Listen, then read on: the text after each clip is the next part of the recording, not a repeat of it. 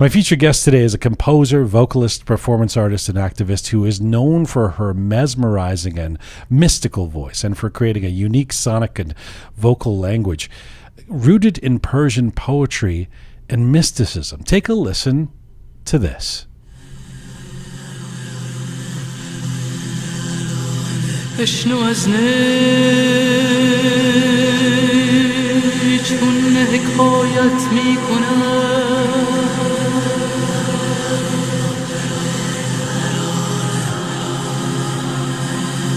از جدایی ها شکایت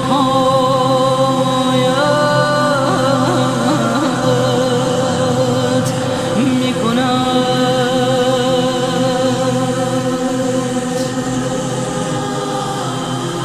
از جدایی ها شکایت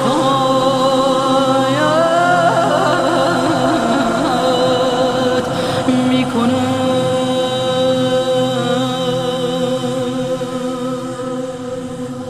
Little taste of Beshnoazne, or Windfall, from her 2011 album City of Leaves, a composition, by the way, that was used by superstar rock band U2 on their massive 360 tour, played in conjunction with the song Sunday Bloody Sunday as something of an ode to the Green Movement in Iran from 2009.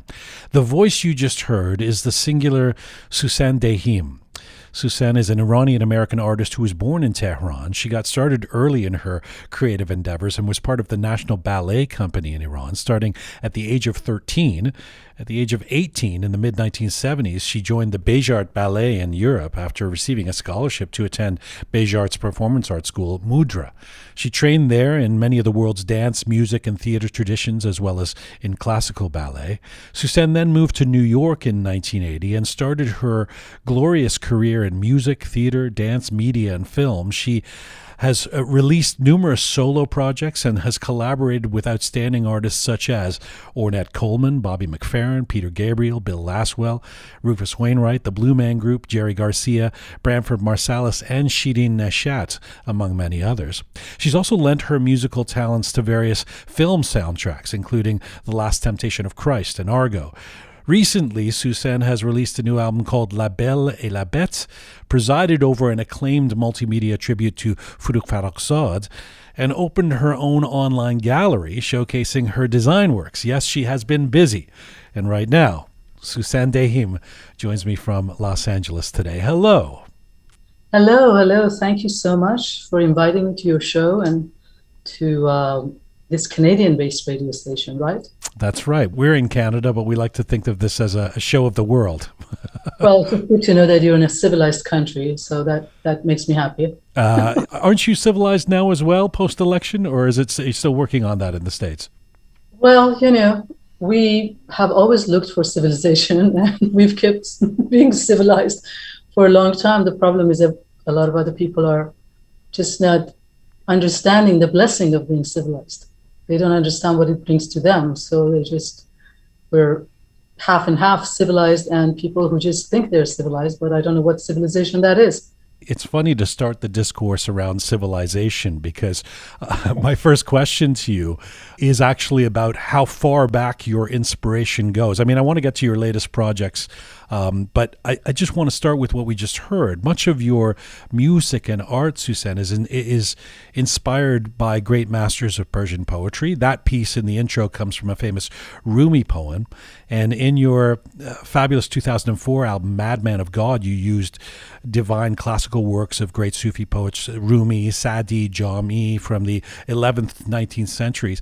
Have you learned to put into words, because I'm sure you've been asked this before, what it is about these ancient poetic masters that has so inspired you in your creations? Well, this concept of earthiness, which khaki budan, and then the vibration, which is hal.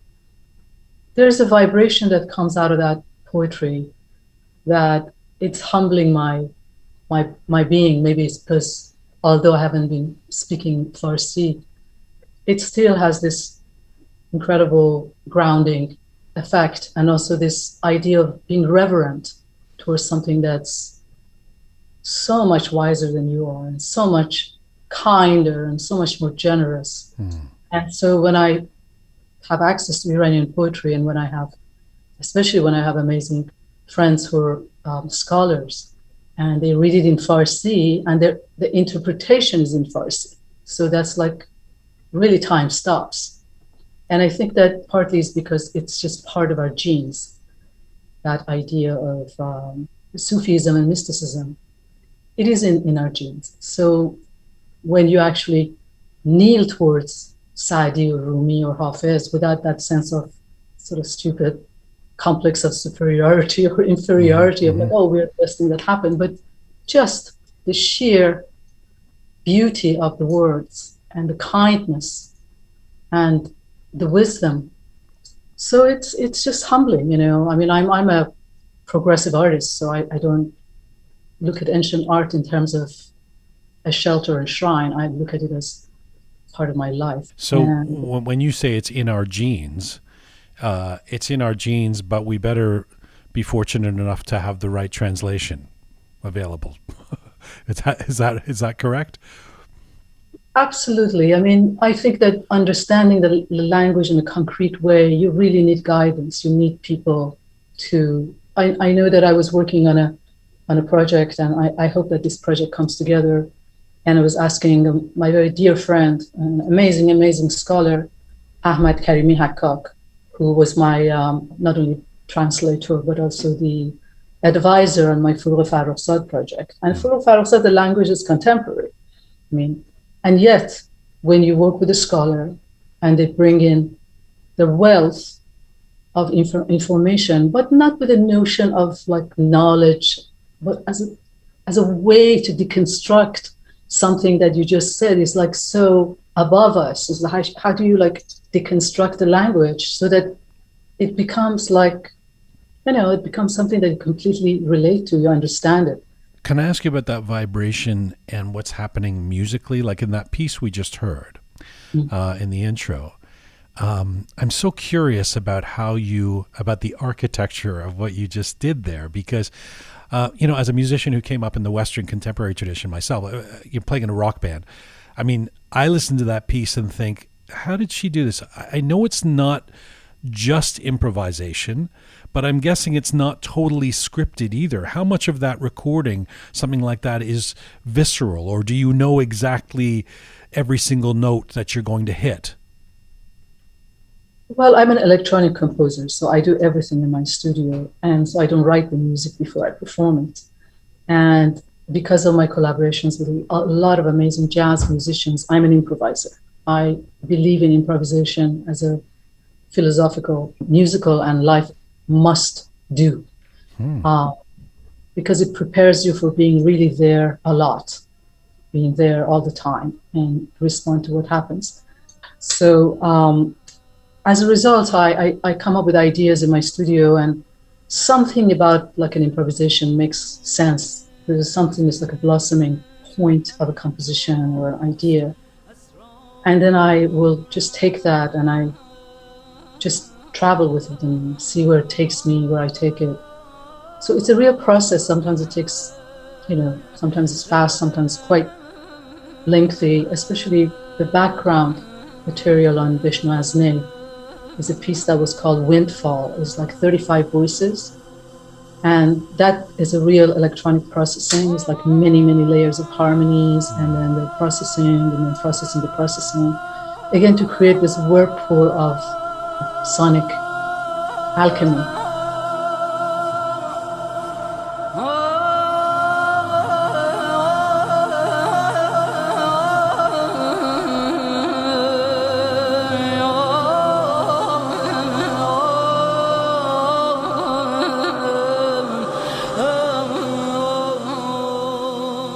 It just doesn't sound like something that, you know, where you would have a producer, you know, hanging over your head and going, no, now go to this note or something. I mean, it just sounds too visceral. And yet, I mean, I figure you have some kind of roadmap. I'm fascinated by this idea, by the way, of living your life in an improvisational way. I mean, how far do you take that? Do you have a calendar? Do you have a schedule book? Do you have do you know where you're going in 2 hours? How improvisational can you be? just imagine every minute of your life being the last one, and be full on available to, to experience a certain level of inner joy and inner peace. And it's just so important. And nobody can bring it onto you. You could have everything you want, every money, every fame, every talent. If you don't concentrate on that very specific moment in time where you are here and now, and you appreciate a little tree in your neighborhood, a little bird sound, and it really means a lot to me. I really have to concentrate. I've been extremely, extremely busy during the COVID and lockdown, so it's not like you could detox by emotional detox, but talking to your friends, have a drink, and just simple things. You've got to do that for yourself. Otherwise, we're like robots. It never ends. Nothing ever ends. Just. I wanted to start with the Rumi and that discussion, because I wanted to draw the line from there to Furugh Farrokhzad. As much as you find inspiration from the likes of Rumi and Hafez, as you've just explained, I've also seen you, Sussan, express some frustration about how great female writers or poets have been written out of Persian history for the most part. As you say, where are all the women who created works over the centuries? Because we know they existed, but we don't necessarily know about them. And so more recently, you've found someone, albeit from the 20th century, who really resonated with you in Furugh Farrokhzad. Tell us why you wanted to turn your attention to her.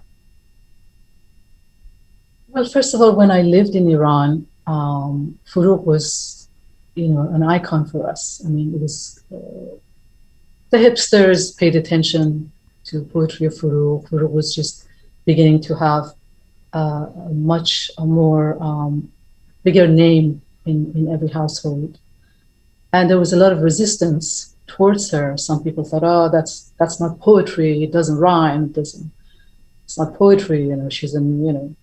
She's a vulgar eroticist or something." And everything about that was just so wrong, because when you read the poetry, it was so unveiled, so personal. It was emotionally so naked, and emotionally so naked, unveiled. All of that stuff was like, whoa, we need some of that for women to just be able to speak about their feelings and emotions and life in general, So we decided to do something with a big project with Furugh Farrokhzad to celebrate her life, her poetry, her struggles, so many of them, and her, her amazing talent, being so multifaceted in literature, a film editor, visually very sophisticated, and a very broken soul. It's a very existentialist who had to deal with a lot of prejudice, and a rebel. She was not like giving in to. She lived her life. She lived with her lover. They never married. That's like, whoa, what time? When was that in Iran? Amazing man. They exchanged so much, and they both flourished into these beings that were bigger than when they weren't together. So it became the reason why I got involved in that project. And I hope that after the Corona moment, we will tour the project in Europe and hopefully Canada too. I hope so too. I should say it. So it premiered in, I guess, around 2015 in Los Angeles. It also was presented in the Met. You're such an interesting art. You really are the definition of multidisciplinary artist. You're singing songs, writing songs, music, dance, theater. You've kind of, it's like you're on the tour of all the fine arts throughout your lifetime, and you're quite masterful at all of them. I want to ask you a little bit about your story and how this all happened. Take me back to Iran and take me back to being a kid there, and before you entered the National Ballet at the age of 13, which is just one of your feats. What were you like as a kid growing up? How was your childhood growing up in Iran? I never talk about that, actually. Nobody's asked me that question. My childhood was, I am a pretty solitary person. I grew up in a very large family, 11 kids. I was the last one. You can imagine that you didn't have anything to say that anybody wanted to hear. And then I was really interested in learning. I was a first student. I was really into studying, and I was very, very solitary. I never had a toy. I wasn't interested. And so it was a very sort of meditative childhood in a way. But it all changed after I entered high school. And then a couple of years after, I met the Fars National Ballet of Mr. Nazemi.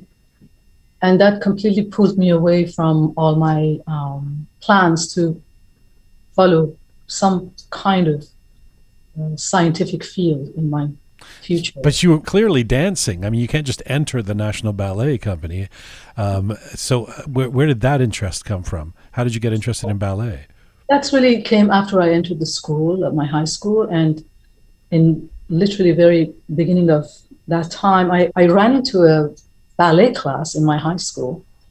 And with this beautiful music, Chopin music, which they always play for ballet bars. So my friends and I checked it out.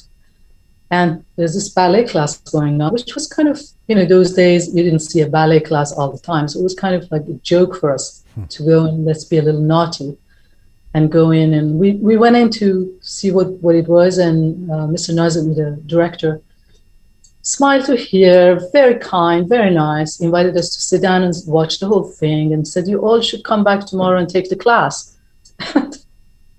Just jokingly, literally jokingly, we all went back. That was it. I think it took me 2 ballet classes to completely feel like, oh my God, whatever this is, I'm coming back. And I did go back and know sciences. And then I just became an artist right after that. Then because the ballet company was affiliated with Persian National Television, and Persian National Television was affiliated with Jashn Honar, Shiraz Arts Festival, we were engaged to go there every summer to work with these amazing companies who would come from Europe or the US and be the hosts. And in these trips that I saw the work of, just really name it, any amazing international avant-garde artists in that time, Peter Brook, Bob Wilson, John Cage, Stockhausen, Indian classical music, Persian classical music, Hafiz Yildiz, Panu Parisa, Shajarian.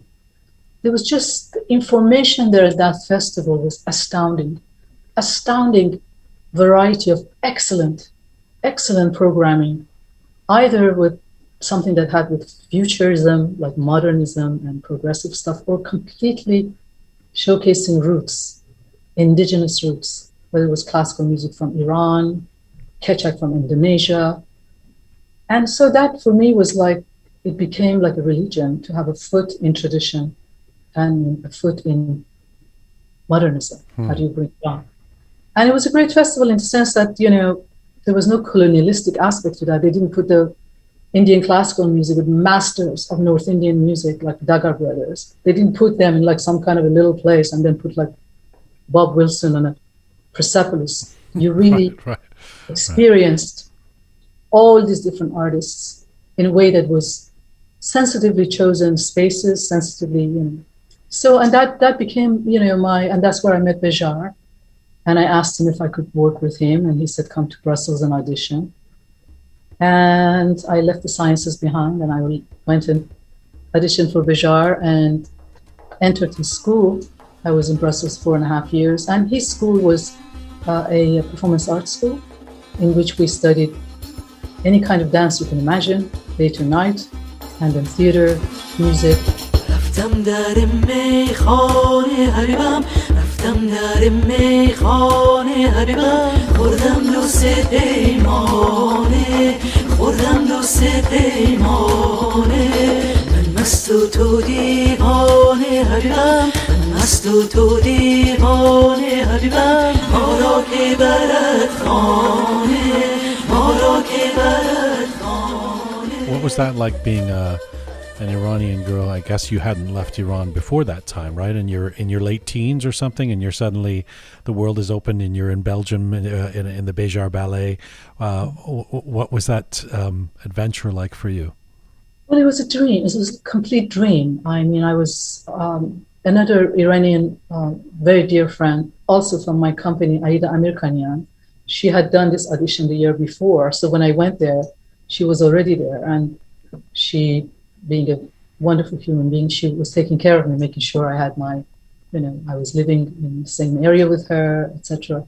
So it was a dream, but I actually didn't speak French. I spoke English, but I didn't speak French.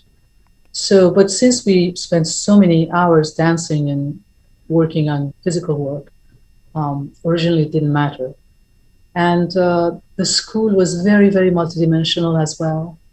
What I really loved about Jashn Hunar, it sort of gave me some education as to how to approach the world of theater, the world of dance. Sussan, would your expectation then in the late 70s, when you're at the school, when you're working in Belgium, would your expectation have been that you're going to return to Iran and that's where you're going to live? Absolutely was my intention. I had such a love affair with Iran, and especially I regret that there's so much of Iran outside of the cities that I wanted to experience. One of the things that my company in Iran did, every summer that I was in the company, they had campings in Caspian, and they would bring a lot of musicians and dancers from all regions of Iran to this camping so that my company would study these traditions from the real people coming from these places. And that was absolutely a blessing. I mean, there's so much joy involved in seeing the actual, real, traditional folk music from all over Iran. It was a blessing, absolute blessing. So I really, and I want to go back to Iran. I've decided I'm going to go back to Iran. So I'm announcing it out loud that I am going to go back to Iran sometime soon. Wow. Have you been back over the years? I have not. But let me come back to that decision. Hang on, because that's a big one. But I'm guessing then. So in 1980, when you moved to New York, the fork in the road is I can go back to Iran, but there ain't going to be any dancing and singing anytime soon, or I just stay in the West. Is that right? And then you opt to continue doing your creative work by moving to New York? Yeah. Absolutely. I went to New York the summer of, I think, 78 with the artistic director of my school in Bejar, was a Chinese-American man. Sadly, he passed. And he invited me to go to New York to take some classes in New York because the dance world in New York was really amazing in those days. So I spent like a month with him in New York and studied with all kinds of different dance classes. So I was kind of familiar with New York. And the year after I entered Maurice Bejar's ballet company, I was very unsatisfied with the reality of the ballet company. It was really, there was no intellectual activities. Everybody was in constant diets. And it just felt like this is not what I worked so hard for, to come out of Iran, to leave my family, to leave the sciences, and now suddenly just become like a ballet dancer. It just was really depressing for me. So I left the company, and it happened that I was young and obviously tough-headed, and I left in the middle of the hostage crisis. Right.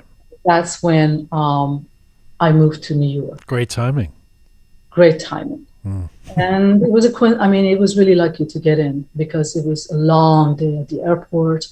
I did have a visa to go to Jamaica, which I hadn't done the year before.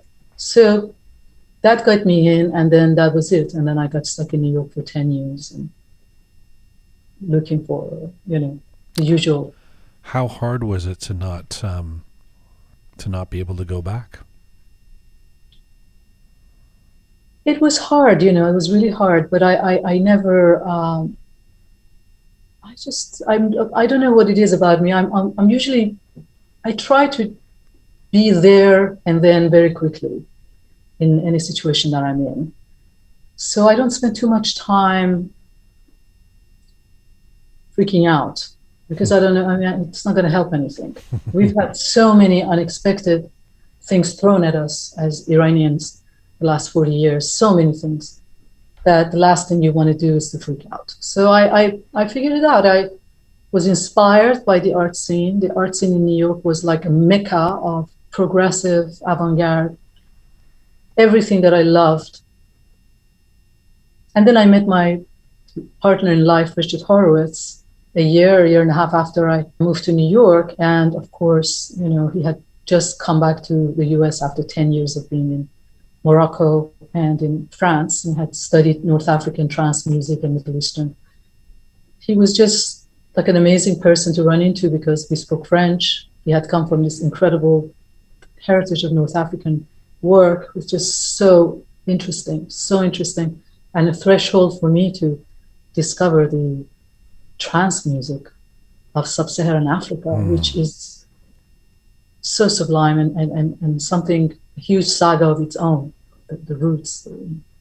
And so we became very close, and we started collaborating immediately. And our first album, Desert Equations, As Etc., came out of those original days. And that was, actually, it's going to get a re-release this year on vinyl. Oh, wow. And by Cramped Records, Cramped Disc, which is really very special because that album was so advanced for its time, not because it was advanced, it was just new. It was a hybrid of a lot of different kinds of things that we thought was important to do, but the scene, it was very new.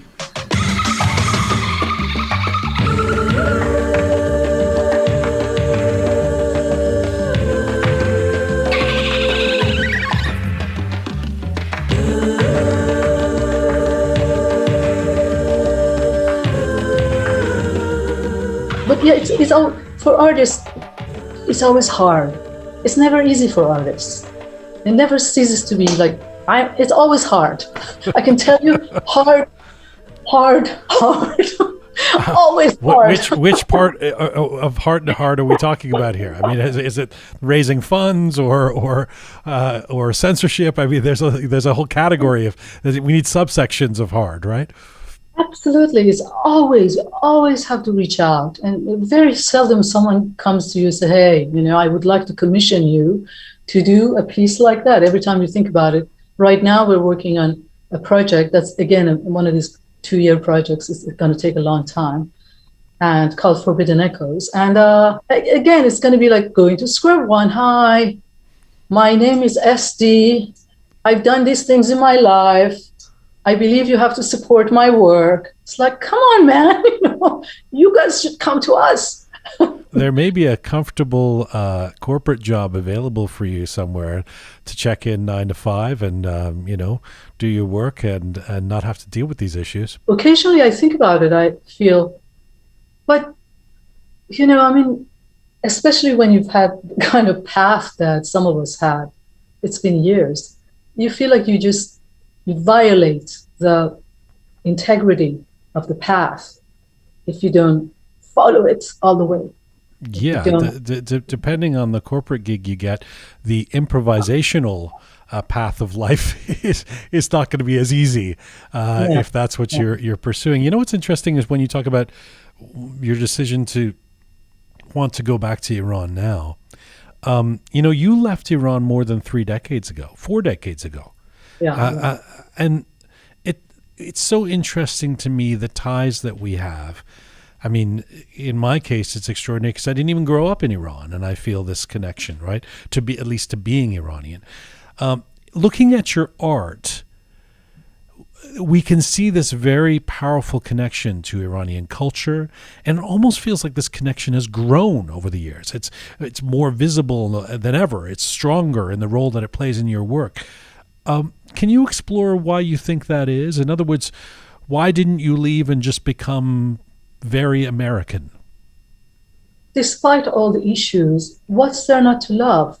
Having been born in a culture like that, with such a density of fabric of the culture, is so interesting.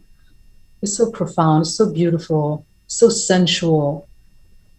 I mean, I was born in that culture. What's there not to run away from? I mean, it's we just have to work on this culture to make it better, to make it be more about things that we love as opposed to things that we don't like. It's brought a lot of problems for me as an artist and as a woman. It's introduced a lot of challenges being Iranian in the US and abroad. And there's still a lot of prefabrication about the way you have to be and what your discourse is all about. You know, the discourse, people pull you in discourses that have to do with the most first degree aspect of politics, social issues, feminism, all the stuff that's like such a caricaturesque idea of what our reality is. And you have to do your best to duck out and duck in. Just like, I'm not going to go there. I don't want my whole discourse to be about the projection of something I don't even care about. So that I'm going to spend my life talking about it to you. And if you have those kinds of ideas, you probably don't want to be even educated. So if the conversation is really first degree and it's pulling me into a sort of their prefabrication of Iranians being in some kind of a ghetto of our reality, it's like, no, don't speak to me. What are you referring to when, I mean, what do people most get wrong about you based on, you know, some superficial reading of this Persian female artist that they see? Why be a progressive artist? Why don't you do a folk album? Why don't you, like, you know, do a pop album for the Los Angeles community? They were wrong about certain kind of categorization of what I'm about. But we both had a vision and we both worked towards it. And everybody is learning and everybody tried to keep the integrity of their message. And also there are some very, very uptight Iranian people who are on the cultural scene internationally who have gone out of their way to say negative things about my musical work. And they have no idea of what my sources are. Like what? What they don't like your interpretations? Yeah, that I'm not classically trained in Persian classical music. I'm like, do you want to know all the things that I've been trained in music? All the other influences I've been trained in? Do you want to know what that is? And do you know why I'm not trained in Persian classical music? Because there's not enough time to be an excellent Persian classical singer and also learn how to deal with Ornette Coleman, Bobby McFerrin on stage as a jazz musician, right, and also deal with film music. There is just not enough time. Otherwise, I would have actually done it because I love that music. I mean, you could hear it in my singing that I'm a home girl. I love the music. I'm Italian about it. But it's the shortcomings. And these people are dangerous because, you know, I don't work in those milieus, but a lot of younger people who are trying to do experimentation with Iranian music and Western music, they're all being pigeonholed in this idea that they're like not authentic, they're bastardizing the music. But you got to teach them instead of like intimidate them that if you're not a great classical music, that you don't exist. No, they're working on it. You don't become a great classical music if you don't work on it. It's a craft. It takes time. It takes 10 years to just know the vocabulary of Persian classical music. Just the gushe and the kenar and the dastgah and the this and the that. It's not the way to intimidate the youth and have them go to corners and say, oh my God, so they're never going to accept me, so I'm going to do hip hop. There's a place for everything. This is a good segue to playing another song of yours. I mean, I'm cognizant of the fact that I can't keep you here forever, and there's so many things that I want to ask you. I wanted to ask you about the collaboration with Sheena Nashat. There's a lot of things we could get to, but let me actually play a song from your most recent record, at least the one that came out last year, that's called La Belle et la Bête. And because I feel like one of the ways that you are this ambassador for Iranian music or songs or poems is in your reinterpretations or interpretations of popular songs or songs from the past. And that connection is very vivid, your connection to Iranianness in that sense. This is a song called Elahe Naz, Angel of Grace. It's the lead-off track from this album that you put out last year. Let's take a listen to this.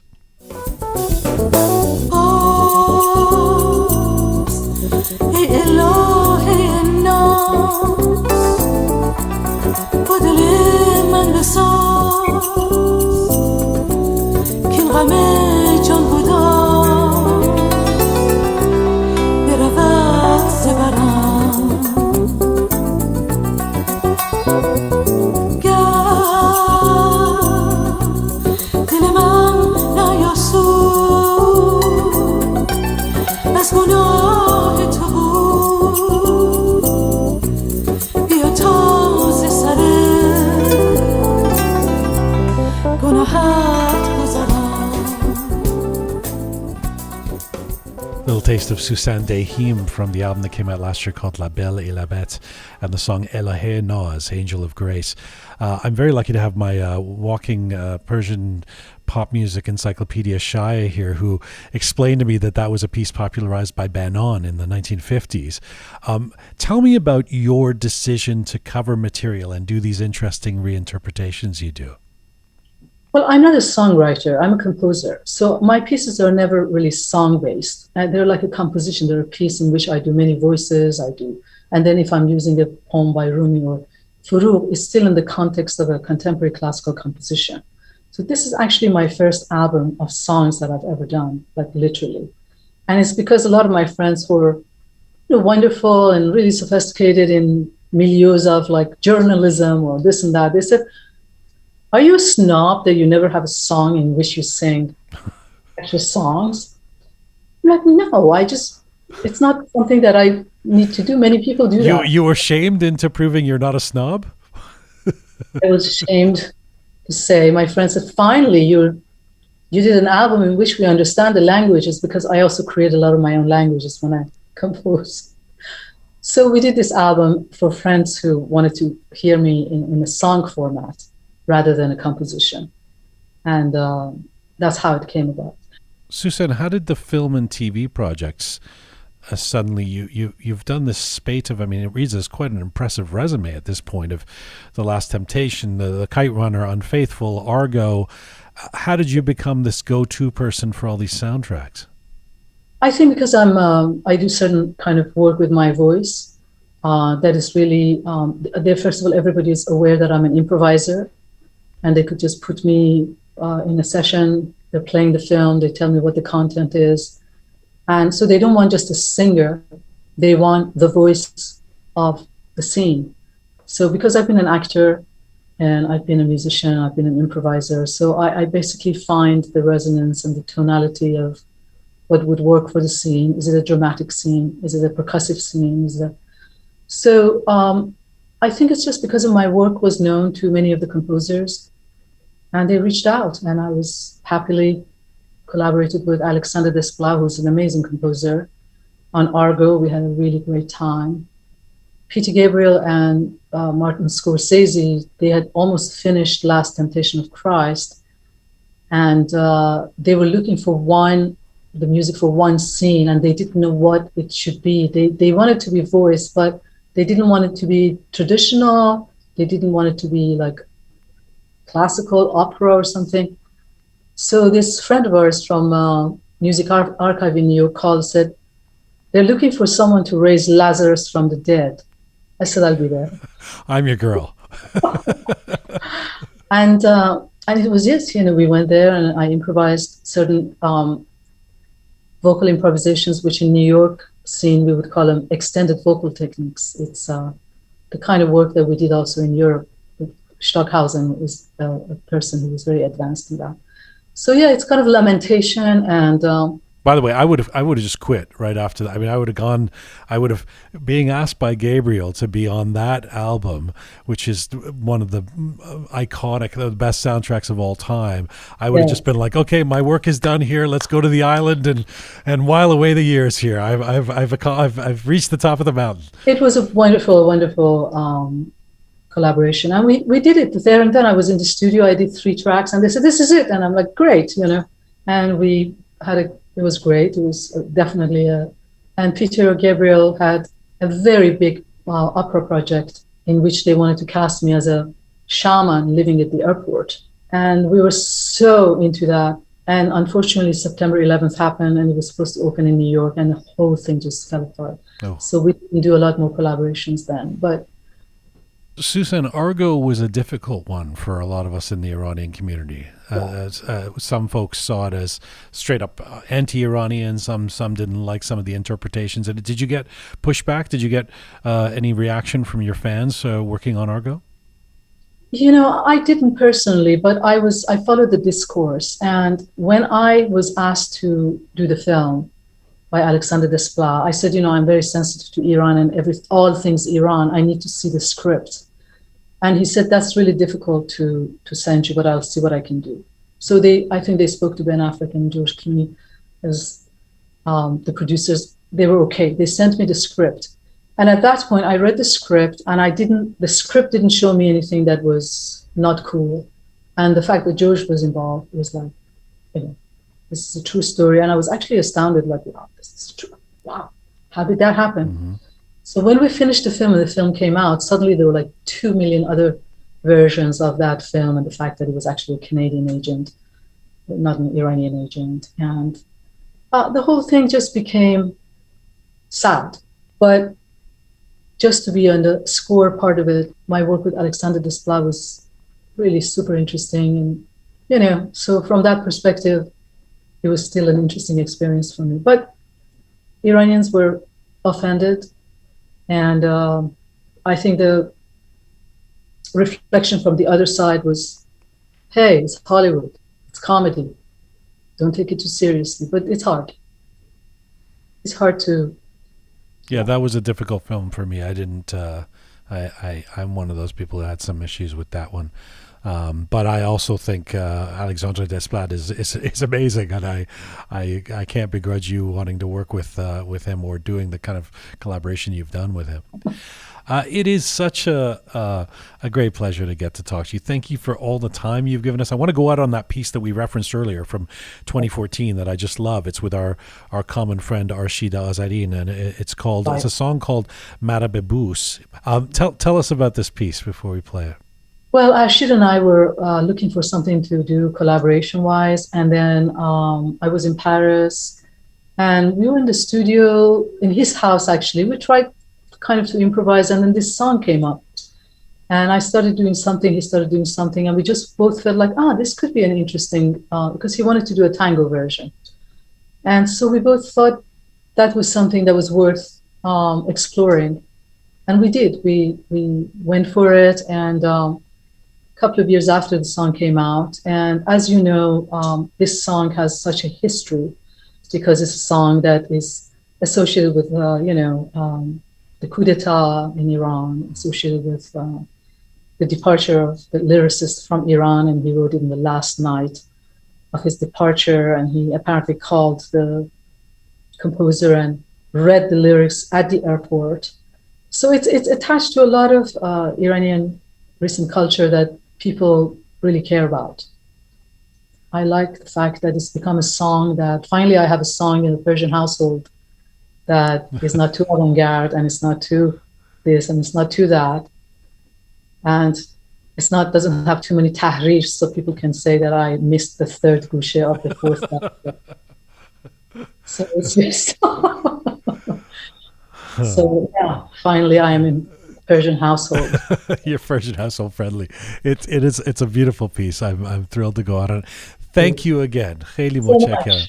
Thank you. Talking to you. Thank you. Khodafis. Bye-bye. Sussan Deyhim, an Iranian-American composer, vocalist, performance artist, and activist. You can see her online gallery at sussandeyhimgallery.com. Sussan joined us from Los Angeles today.